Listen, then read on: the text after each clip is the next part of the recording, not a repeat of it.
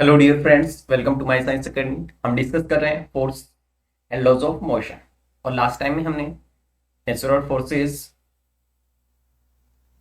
का डिस्कशन किया था। आज हम डिस्कस करेंगे friction force, centripetal and centrifugal force और एसएचएम के बारे में।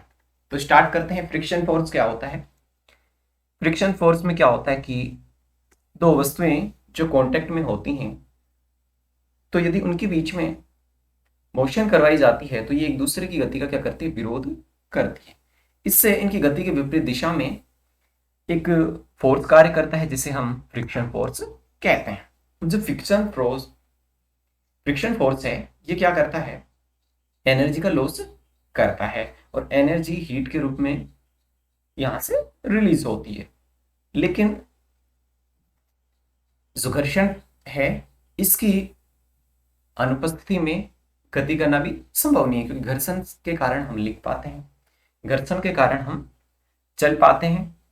यदि किसी सरफेस पर फ्रिक्शन का मान कम हो जाए तो उस सरफेस पे हम आसानी से चल नहीं पाएंगे। फॉर एग्जाम्पल, कीचड़ में या फिर जो चिकनी फरस होती है उस पर चलना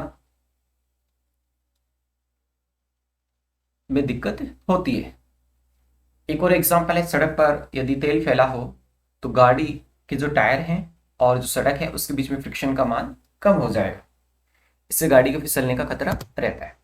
जो फ्रिक्शन फोर्स है उसको हम टू पार्ट्स में डिवाइड कर देते हैं, स्टैटिक फ्रिक्शन और काइनेटिक फ्रिक्शन। यानी कि जब वस्तु पर जो एक्सटर्नल फोर्स लगाया जाता है और जो वस्तु है स्टेबल रहे, तो उस कंडीशन में static force f s equal to होता है म्यू एस इंटू आर। जहां जो म्यू एस है स्टैटिक फ्रिक्शन कोफिशिएंट है, आर इसका जो प्रतिक्रिया बल है, R equal to m g होता है। सेकंड है गति घर्षण काइनेटिक फ्रिक्शन। इस कंडीशन में क्या होता है, जब किसी वस्तु पे एक्सटर्नल फोर्स अप्लाई किया जाता है और जो वस्तु उस बल के प्रभाव में गति करने लगे, तो इसको हम डिनोट करते हैं एफ के। एफ के इक्वल टू होता है म्यू के इंटू आर, जहां म्यू के हमारा काइनेटिक फ्रिक्शन कोफिशिएंट होता है। नेक्स्ट देखिए, सीमांत घर्षण मार्जिनल फ्रिक्शन क्या होता है कि जो हमारा स्टैटिक फ्रिक्शन है उसका मैक्सिमम मान होता है। यानी कि स्टैटिक फ्रिक्शन क्या करता है, वस्तु को स्थिर रखता है। उस मान से अधिक मान पर कोई भी वस्तु गतिमान हो जाएगी। यानी कि स्टैटिक फ्रिक्शन वस्तु को रोक के रखता है। यदि हम एक्सटर्नल फोर्स का मान ज्यादा कर देंगे तो वो वस्तु मोशन में आ जाएगी। जो सीमांत घर्षण बल है, ये संपर्क तल यानी कि जो दो ऑब्जेक्ट कांटेक्ट में है उनकी नेचर कैसी है, उनके बीच की सरफेस कैसी है, वो किस पदार्थ की बनी हुई है, इस पर डिपेंड करता है। स्लाइडिंग फ्रिक्शन क्या होता है, जब कोई वस्तु फिसल रही होती है उस कंडीशन में जो फ्रिक्शन होता है उसे हम स्लाइडिंग फ्रिक्शन कहते हैं। रोलिंग फ्रिक्शन क्या होता है कि जब कोई वस्तु लुढ़क रही होती है तो ऐसे में जो संपर्क बिंदु पर लोटनी घर्षण लगता है। यानी कि लोटनी घर्षण का मान कम करने के लिए क्या किया जाता है, जो गाड़ियों में जो टायर होते हैं तो वो गोलाकार होते हैं, तो उस वस्तु में जो लुढ़कना आसान होता है। इसके अलावा जो मशीनरी है उनमें बॉल बेरिंग का यूज किया जाता है ताकि फ्रिक्शन कम हो सके। अगर ये तीनों जो फ्रिक्शन फोर्स हैं इनकी हम कंपेयर करें, सीमांत घर्षण, सर्पी घर्षण और लोटनी घर्षण, तो इस तरह से इनमें रिलेशन होता है। यानी कि सीमांत घर्षण सबसे ज्यादा होता है, लोटनी घर्षण इनमें सबसे कम होता है। यानी कि इसमें मोशन आसानी से होती है। नेक्स्ट देखिए, घर्षण को कम करने की विधि हम यूज कर सकते हैं पॉलिशिंग के द्वारा। यह लुब्रिकेंट्स यानी कि जो चिकनी पदार्थ है, जैसे कि मशीनों में ऑयलिंग वगैरह हम करते हैं, ग्रीस वगैरह लगाते हैं। बॉल बेरिंग, जो मशीन में बॉल बेरिंग की जाती है। उचित पदार्थ का प्रयोग, जैसे कुछ पदार्थ होते हैं जैसे ग्रेफाइट, तो ये जो मशीन की दो सरफेस होते हैं उनके बीच में ये लगा दिया जाता है, जिससे फ्रिक्शन का मान कम होता है और मशीन स्मूथली वर्क करती है। सेंट्रीपिटल फोर्स क्या होता है कि वृत्ताकार पथ में गति के दौरान वस्तु के, देखिए ये वृत्ताकार पथ में कोई गति कर रही वस्तु इस तरह से, इसके केंद्र बिंदु की ओर जो फोर्स लगता है उसे हम अभिकेंद्रीय बल कहते हैं। यानी कि वृत्ताकार पथ में कोई वस्तु गति कर रही है तो उसे अंदर की ओर खींचने वाला बल अभिकेंद्रीय बल होता है। यानी कि जैसे कि अगर हम ये मान लें कि जैसे कि ये एक खूंटा है और इससे भैंस को हमने बांध रखा है किसी रस्से से, साकल से, तो भैंस अगर जैसे ये चारों तरफ गति करती है तो उसको जो अभिकेंद्रीय बल है अंदर की तरफ खींच रहा है, उसे बाहर जाने से रोकता है। या फिर जैसे वृत्ताकार पथ में कोई गाड़ी चल रही है तो उस कंडीशन में जो हमारा सेंट्रीपिटल फोर्स है वो उसको अंदर की ओर खींच के रखता है। तो इसे एफ से डिनोट करते हैं, ये होता है mv² अपॉन में r। यानी कि जो अभिकेंद्रीय बल है इसके वेग के स्क्वायर के समानुपाती और जो इसकी दूरी है r इसके व्युत्क्रमानुपाती। जहां भी हमारा लीनियर वेलोसिटी और r हमारी सर्कुलर पाथ की रेडियस है, m वस्तु का मास है।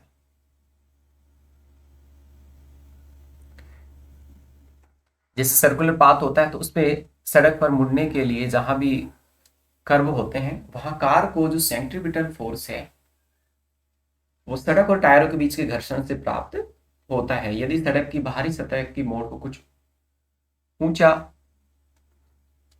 कर दिया जाता है जिससे वाहन स्वतः अंदर की ओर झुक जाते हैं, इसे हम सड़क में करवट कहते हैं। कि जो सड़क का बाहरी हिस्सा है जहां भी वृत्ताकार मोड़ होते हैं उसको थोड़ा सा उठा के रखा जाता है। इस तरह से ये होता है। जैसे कि अगर ये कोई गाड़ी यहाँ हमारी चल रही है तो उस कंडीशन में क्या होगा, ये जो सड़क का हिस्सा है ये बाहर वाला हिस्सा ये थोड़ा ऊंचा रखा जाता है। नेक्स्ट है अपकेंद्रीय बल सेंट्रीफ्यूगल फोर्स। तो जो सेंट्रीपिटल फोर्स है उसका जो अपोजिट फोर्स है, यानी कि सेंट्रीपिटल फोर्स वस्तु के अंदर की ओर यानी कि केंद्र की ओर लग रहा था और जो सेंट्रीफ्यूगल फोर्स है वो बाहर की ओर काम करता है। इसे हम आभासी इमेजिनरी फोर्स भी कहते हैं। जो हमारी वॉशिंग मशीन है उसमें कपड़ों की धुलाई इसी अपकेंद्रीय बल के प्रभाव में होती है। और एग्जाम्पल अगर हम बात करें तो क्रीम निकालने की मशीन होती है वो अपकेंद्रीय बल के सिद्धांत पे वर्क करती है। दही से मक्खन निकालने की प्रक्रिया भी इसके द्वारा ही संपन्न होती है। नेक्स्ट हम बात करें कि एसएचएम की सरल आवर्त गति क्या होती है। कि कोई वस्तु जो पीरियडिक मोशन कर रही है आवर्त गति, तो जो उसकी मीन पोजीशन है उसके इर्द गिर्द यानी टू एंड फ्रो मोशन कर रही है, तो गति के दौरान माध्य अवस्था की ओर प्रत्यानयन बल लग रहा हो तो वस्तु की गति सरल आवर्त गति होती है।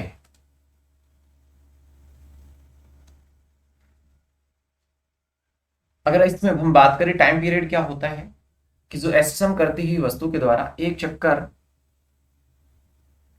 या दोलन पूरा करने में जो लगा समय होता है वो टाइम पीरियड कहलाता है। अगर हम आवर्ती की बात करें फ्रीक्वेंसी, तो प्रति सेकंड लगाए गए दोलन या चक्रों की संख्या उसकी आवर्ती कहलाती है और ये आवर्तकाल का व्युत्क्रम होती है। इसे हम स्मॉल n से व्यक्त करते हैं और इसे इस तरह से लिख सकते हैं t इक्वल टू 1/n या n इक्वल टू 1/t, क्योंकि दोनों एक दूसरे के व्युत्क्रम हैं।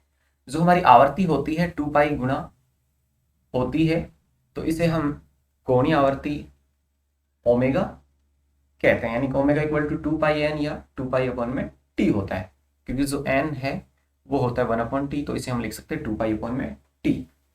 एसएचएम के दौरान जो प्रत्यानयन बल होता है वो कितना होता है, ये जो विस्थापन है उसके समानुपाती होता है, यानी कि f प्रोपोर्शनल टू x। जब प्रोपोर्शनल का चिन्ह हटाएंगे तो ये आएगा f equal to minus kx। यानी कि जो विस्थापन है इसके आगे जो नेगेटिव चिन्ह है ये शो कर रहा है कि जैसे जैसे मोशन हो रही है उसके बाद जैसे जैसे इसकी गति कम होती जाती है। अधिकतम वेग क्या होगा, तो इस कंडीशन में आप ये देख सकते हैं कि ये कोई पेंडुलम है, ये एसएचएम कर रहा है, ये इसकी मीन पोजीशन है और इसके अराउंड ये एसएचएम कर रहा है इस डायरेक्शन में फिर इस डायरेक्शन में। इस तरह से ये हमारा जो पेंडुलम है वर्क कर रहा है। तो इसका अधिकतम वेग कहाँ होगा, मीन पोजीशन पे, यहाँ v maximum equal to a omega. इसके अलावा जो न्यू वेग जैसे जैसे इधर बढ़ता जाएगा फिर एक कंडीशन पे आके यहाँ ये रुक जाएगा, यानी कि इसका वेग 0 हो जाएगा। फिर वापस से ये इस कंडीशन में इधर आएगा तो इसका वेग बढ़ता जाएगा, यहाँ मैक्सिमम हो जाएगा। फिर इसके बाद इधर जाएगा तो इसका वेग घटता जाएगा, यहाँ आके वापस ही शून्य हो जाएगा, यानी कि v मिनिमम क्या होता है, 0 होता है। अब एसएचएम करते पेंडुलम का त्वरण क्या होगा, इसको हम कैपिटल ए से व्यक्त कर रहे हैं, ये होता है माइनस ओमेगा स्क्वायर वाई। अब यहाँ दो केस बनेंगे, एक तो त्वरण मैक्सिमम कब होगा, जब हमारा आयाम है y इक्वल टू ए लें, तो y इक्वल टू ए लेंगे तो ये होगा माइनस ओमेगा स्क्वायर ए। एक जो आयाम हम 0 लें तो उस कंडीशन में होगा a इक्वल टू 0, ये मिनिमम होगा। एसएचएम करते जो पेंडुलम है उसकी पोटेंशियल एनर्जी क्या होगी, P equal to half m omega square y square. अब इसमें भी दो केस होंगे, जब इसमें पोटेंशियल एनर्जी मिनिमम होगी, कब होगी, जब y इक्वल टू 0 होगा तो ये पूरा 0 हो जाएगा, यानी कि P 0। मैक्सिमम के लिए y इक्वल टू क्या होगा, a, तो ये होगी half m omega square a square. अब एसएचएम करते पेंडुलम का आवर्तकाल क्या होगा, ये होता है T pi equal to root l c, जहां एल है पेंडुलम की लेंथ होती है, जैसे कि अभी मैंने आपको ये दिखाया, जैसे ये पेंडुलम है तो ये यहां से यहां तक इसकी जो लेंथ है उसको हम एल मान लेते हैं, तो वो ये एल है और जी है एक्सेलरेशन ऑफ ग्रेविटी। तो इसका आवर्तकाल होता है T equal to 2 pi root l upon में जी। देखिए अब क्वेश्चन है, यदि एक पेंडुलम का द्रव्यमान 16 गुना कर दिया जाए तो अब पेंडुलम का आवर्तकाल क्या होगा। तो देखिए अभी जिससे आपने फॉर्मूला देखा T equal to 2 pi root l upon में जी, तो वहां कहीं भी जो हमारा द्रव्यमान है उसका जिक्र नहीं है, यानी कि आवर्तकाल पेंडुलम पे निर्भर नहीं करता, तो आवर्तकाल इसका क्या रहेगा, नो चेंज, इसमें कोई परिवर्तन नहीं होगा। यदि झूला झूलती हुई लड़की अचानक खड़ी हो जाती है, तो पहले बैठी हुई थी वो और अब खड़ी हो जाती है, तो झूला तेज चलेगा या धीमा चलेगा। तो देखिए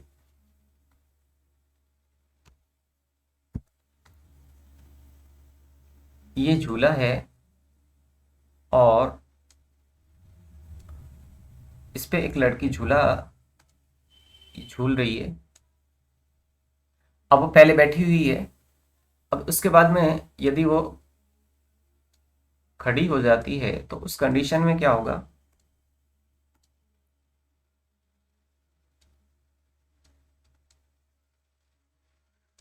देखिए जो पहले प्रभावी लंबाई थी ये थी बैठी हुई कंडीशन में, और अब इस कंडीशन में हमारी प्रभावी लंबाई ये हो जाएगी। इसके अलावा जो हमारा सेंटर ऑफ मास है वो भी चेंज हो जाएगा, जो पहला सेंटर ऑफ मास हमारा यहाँ था अब सेंटर ऑफ मास यहाँ खिसक गया है। तो देखिए अभी हमने फॉर्मूला देखा कि t इक्वल टू क्या होता था, 2 पाई रूट एल अपॉन में जी, यानी कि जो आवर्तकाल है वो समानुपाती होता है रूट एल के, यानी कि जो प्रभावी लंबाई के समानुपाती होता है। तो प्रभावी लंबाई कम हो रही है तो इसका आवर्तकाल क्या होगा, कम होगा। आवर्तकाल कम होगा इसका मतलब कि जो हमारा झूला है वो तेज चलने लगा है, यानी कि वो जल्दी जल्दी जो अपने चक्कर है वो पूरे कर रहा है, तो उसमें टाइम क्या होगा, कम लगेगा, यानी कि आवर्तकाल कम हो जाएगा, झूला तेज हो जाएगा। Thanks for watching the video.